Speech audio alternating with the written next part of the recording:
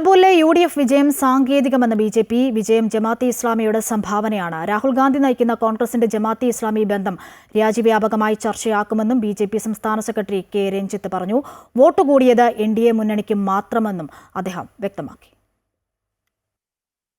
നമ്മുടെ രാജ്യത്തെ രാജ്യദ്രോഹ ശക്തികളായി പ്രഖ്യാപിക്കപ്പെട്ട ജമാഅത്തെ ഇസ്ലാമി അടക്കമുള്ള മതമൗലികവാദ വർഗീയവാദികളെ കൂട്ടുപിടിക്കുകയാണ് ഈ തെരഞ്ഞെടുപ്പിൽ, വോട്ടിന് വേണ്ടി കൂട്ടുപിടിക്കുകയാണ് തെരഞ്ഞെടുപ്പിൽ നമുക്ക് കാണാൻ സാധിച്ചിരിക്കുന്നത്.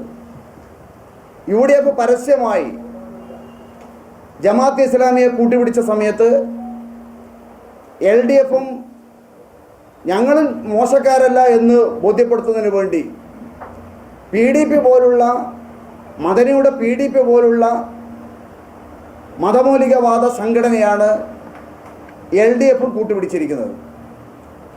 നോക്കൂ, നിങ്ങൾ ഈ രണ്ട് രാജ്യദ്രോഹ സംഘടനകളെയും കൂട്ടുപിടിച്ചില്ല എങ്കിൽ LDFിൻ്റെയും UDFിൻ്റെയും വോട്ടിൻ്റെ നിലവാരം എത്രത്തോളം ആകുമെന്ന് നിങ്ങൾ നോക്കിക്കാൻ നമുക്ക് സാധിക്കും. ഇത് കേരളത്തിൽ നാളെ നമ്മുടെ രാഷ്ട്രീയ ഭാവിയിൽ നടക്കാൻ പോകുന്ന അപകടകരമായ ഒരു കൂട്ടുകെട്ടിൻ്റെ സൂചനയായിട്ട് നമുക്ക് കാണാൻ സാധിക്കും.